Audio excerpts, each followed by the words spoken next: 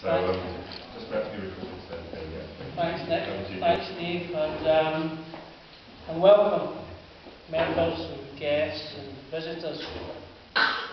The GAMS Anonymous 12 Steps of Recovery are a bit different from Alcoholics Anonymous, and as far as I've been in this fellowship nigh on 29 years, and I've never come across anybody who's presented the 12 steps.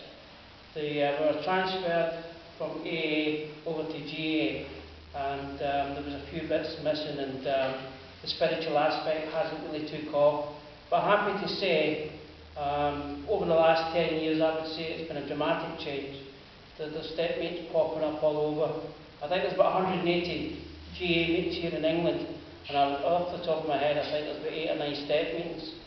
I've never presented the 12 steps before in this format. I've done 2 or 3 workshops at the 50th anniversary on the steps, and what we tend to do once a month is we look at the steps individually. So the members tonight are going to get an insight into how they all marry together and go from 1 to 12, because something happens. Something happens. The first 3 steps are, you could pass them verbally, sort of type thing. You're powerless over gambling, is your life unmanageable? You could say yes. Come to believe that power greater than yourself will restore you to normal way of thinking and living? You could say yes. Turn your will and your life over to care of this power? You could say yes. Step 4 is a moral inventory. Step 5 is tell another human being the exact nature of your wrongs. The step 6 is your character defects. And step 7 is your shortcomings. And you're asking a God of your understanding to take these 2 away. Then step 8 is a list of all people you'd harmed and became willing to make amends to them all. Step 9 is make direct amends to such people wherever possible, except when to do so would injure them and others. Step 10, continue to take personal inventory, and when you're wrong, properly admit it. The step 11 is sought through prayer and meditation to improve your conscious contact with God as you understand Him, praying only for the knowledge of His will for you and the power to carry that out. The step 12, you carry this message to other compulsive gamblers. That wasn't the presentation. That was just an overview of what we're going to be doing. So step 1, we've been about powerless over gambling, that life has become unmanageable. So I ask for 2 things, your powerlessness and your unmanageability. So in order to find out your own personal powerlessness, because it's you that's going through this process, it's like you would do a statement on how often until your last pound is gone, how often do you gamble till your last pound is gone. So you get into your personal history and write something of that nature. Gamble longer than you planned, so you get into your history and you gamble longer than you planned. Do you ever gamble to escape worry or trouble? Back into your history again. And that would manifest as your powerlessness, not somebody telling you, but your own personal experience. And the unmanageability, gambling can cause you to have a decrease in your own ambition and efficiency in life. And again, that would come from your own personal experience. Making your home life unhappy. Difficulty sleeping. So now you know you're powerless and your life is unmanageable. You walk through the doors of GAMS Anonymous.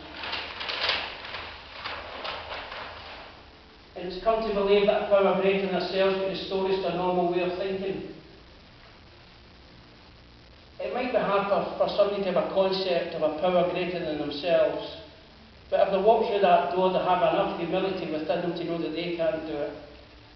So maybe the power of the group could be a fantastic example in the initial power, and maybe something else would develop. Because if somebody's sitting in front of you, if they haven't gambled for years and their life has turned around, their family, different things, well, that is a power greater than yourself, and that's a power example as well. So somebody could quite easily adapt that power. And step 3, made a decision to turn their will and their lives over to the care of this power of our understanding. So what power? I mentioned the group, and some people might have God, some people might have a higher power. Whatever power that manifests for you. And what you're doing is you're turning your will and your life over. What is your will in your life? Your thoughts and your actions. And that's this new power coming in, because you need something else when you're going to make a searching and you need to feel this moral inventory of yourself, financial inventory of yourself. There's 5 parts of this. There's 5 parts to it. To do a moral inventory, the first part is registering the guilt, the shame and remorse you felt over a lifetime. Not just the last time you gambled or an incident, but over a lifetime. When I done this process, I spent 6 months on this step alone, going over my life, and I was raking up stuff that I felt guilty and remorseful and shame about. I put down a couple of examples of how it manifests. So in the first column, it's a person or institution, and the second column, why, just a brief sentence. And the third column, character traits, and the fourth column, belief and motivation. So in the first column, I put mother, and the reason why, spent my wages each week. And the character traits, selfish and uncaring.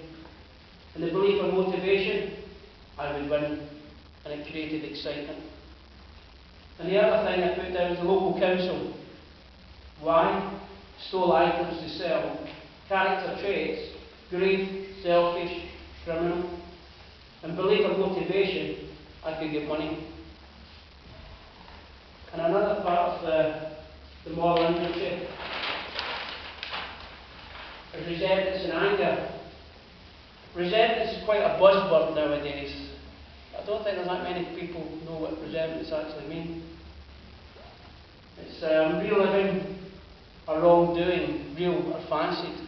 So the wrongdoing might not even be real, but it goes round and round and round and round your head. Or if it's justification, it goes round and round and round your head. But you're the one that loses. Resentment and anger, person, institution, again, why, character traits and belief and motivation.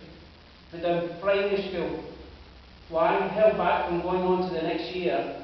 Character traits, anger, confusion, shame, belief and motivation, I am stupid, I can't let anyone know. Person or institution, a debt company, why, paying too much money, too much interest. Character traits, hate, bad mouthing, injustice, and belief and motivation, they are ripping me off. This isn't an easy thing to do, to look at yourself, especially in a negative way as well. And the third part of the moral inventory that's negative is fear. I am afraid of. Why? Character traits, belief.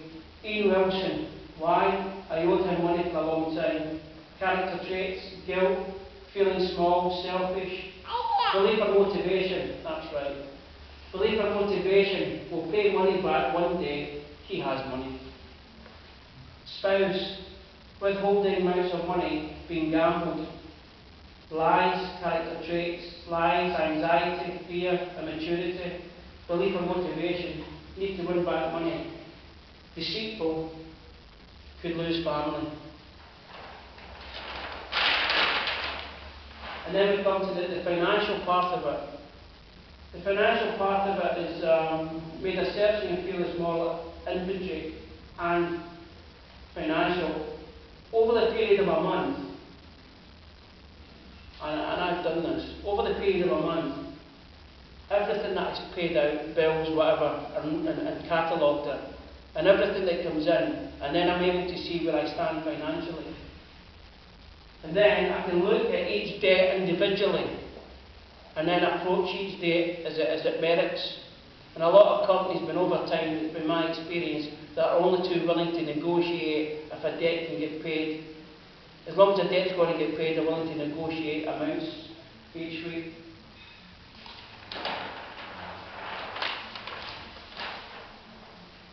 And this is a part that it's important, because when you go through all this type stuff and you get inside yourself, you get all this negative stuff and you're feeling crap basically. But there's a bit here that says moral inventory, pride, warmth, love, belief and motivation. You know, there's good aspects of your character. Gamblers are, we get judged by our intentions, our actions rather. Our intentions are to give the family wealth and stuff, from some people. Feel good about volunteer work, give something back to the community is the reason why. Character traits, dependable, integrity, belief and motivation, feel part of community. GA service, why? Helping others abstain. Character traits, reliable, honesty and genuine. Belief and motivation, I know your pain. And I don't think there's much more stronger than that, knowing somebody's pain. Feel good about, and quite a few people have actually done this. Charity run, why? Raise money for good cause. Character traits, discipline, considerate, organised, belief and motivation, help others less fortunate. And then you come into step 5, admitting to ourselves and to another human being the exact nature of our wrongs. So you read this step 4 with another human being from left to right and read along it. And it can take some time and it might get repetitive, but you're unburdening yourself to say a problem shared is a problem halved. So if you've got all the problems and all your secrets all under one umbrella, you can imagine that's that kind of the release of the old power, because that's what this is now. This is the old power. You get rid of the old power and you're making a vacuum for a new power. In step 6, it says, when entirely ready to have these defects of character removed, and these defects of character come from your column 3. Your column 3 is get guilt, feeling small, selfish, lies, fear, anxiety, immaturity, anger, shame, uncaring, greed, criminal. So you're asking for these to go. They don't just pop away. They don't just disappear. But what happens is you've turned your life around, that when any of these come up, you don't act on them, you question yourself, you develop a conscience, you become aware that that's not the right thing to do, and that's how it manifests itself. It's not a wishful thinking, it's an actual happening. And then you go into step 7, and that really blew me away whenever I came across step 7. A few years ago, humbly asked God for understanding to remove our shortcomings. I looked up, I'm quite an investigative mind sort of thing, and I looked up the word shortcoming, a fault, a failure to meet a certain standard. And that's where the belief and motivation, my belief and motivation towards people, places and things was warped, absolutely warped. I failed to meet a certain standard for them, they could meet a certain standard for me, and it was like a merry-go-round. And that's in column 4, the belief and motivation, that I acted in different things. From the examples, we'll pay money back one day, he has money, need to win money back, deceitful, lose family, I am stupid, I can't let anyone know, they are ripping me off, I would win. And these are what generally called as core beliefs, and then get ingrained into a way of life. Step 8, made a list of all persons we harmed and became willing to make amends to them all. And pulls no punches there. It pulls no punches, it says everyone that you harmed and became willing to make amends to them all.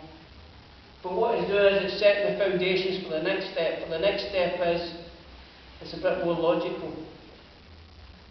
And this step is got from step 1, Ian Wilson, spouse, mother, local council, private school, debt company.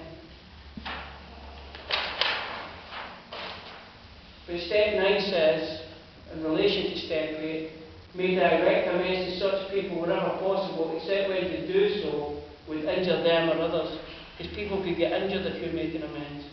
And it's not about you just offloading yourself just to run riots, that thing. So you have to be a bit more specific when you're making your amends. I've just wrote on the refined step 8 list for direct amends. So I've left out the debt company because I make amends like Ian Wilson, spouse, mother, local council, private school. But the debt company, I just don't badmouth them anymore. That's the amends I would make to them. But you can imagine, if you've got a list that's been really in depth and looking at yourself, you go very far. Now you come to an area that's known as the maintenance steps. There's a concept that most people, I'd imagine everyone's heard, one day at a time. Well, this is where the one day at a time comes in. It doesn't come in at step 1 or step 3 or step 5 or whatever. It comes in at step 10. Although it doesn't say that, that's what it does here because I wrote it down. One day at a time comes in. Step 10, continue to take personal inventory, and where we're wrong, promptly admitted it. And some people do various things. I put down a list of things that they can condense your life into a day. A daily diary is a great thing, because you're not building up worries or troubles. A prayer, a prayer to be thankful for what you've got and how you can be of service to your fellow man, or service to GA or your family. Plan your day, plan the day. Reflect at the end of one's day, how could you have done things better, was it a good day? And meditation as well. Meditation is a good way just to ground yourself.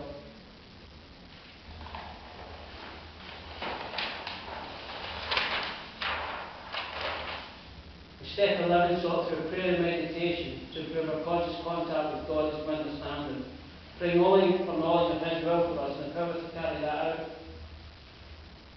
I had something once, and somebody says, there's a part of you that wants to get well. I suggest you work with that part of you that wants to get well. And I thought that was fantastic, because that was something that I could do, that I knew about, that I could investigate, because it was something about me. And I wrote down here, for this particular step, prayer and meditation, communicate with the part of you that wants to continue to grow. If somebody walks through the doors of Gamblers Anonymous, the first week they might be investigating it. If they walk through the second week, they want to be a member. And I would say to them, and I have said to them, and still say to them, look at the part of you that wants to get well, sort of thing. And by this time, if you went through all that process, there's something happening. There's something happening. You get a fresh start in life. If you can walk this planet without a secret, it's a wonderful, wonderful feeling. And I've changed the wording in this step. There's a different wording to it, because I'm going to propose this at the AGM next year. I think the wording goes along without this is having worked these principles in all our affairs, to carry this message. Having made an effort to work these principles in all our affairs, to carry this message to compulsive gamblers. Steve's just going to get the exact wording. Having made an effort to practice these principles in all our affairs, we try to carry this message to other compulsive gamblers. Right. And the reason why I wanted to change it was because, as I said, in 29 years I've never seen this done. I've never came out, and I've been to about 12 conventions. I've been to a World Convention, I've been to like San Diego, and that. I've never seen anybody do a presentation of 12 steps. And as Jamie just brought out, it's having worked these principles. Having worked these principles isn't a direct guidance. It isn't a logical, chronological order. And this is what I'm going to propose. I'll do a presentation at the AGM, and I'm going to propose this wording. Having been awakened to spiritual principles as a direct result of these steps, we try to carry this message to other compulsive gamblers and to practice these principles in all our daily living. That's what I'm going to propose, and it's got more of a direction, and that's what will happen. If you practice all those principles, then you'll be awakened to spiritual concepts. And I put down here how would that manifest itself? How could that manifest itself? Being an example, not just within the group, but in life in general, to family, friends, relatives. Doing service, sponsorship, live a productive life, embrace family, education and hobbies, get back out there. Life is supposed to be fun, it's supposed to be lived, not endured. Have fun, be and feel part of. I'm a great believer in the community. Be part of, and that's it. So I thank you very much for listening.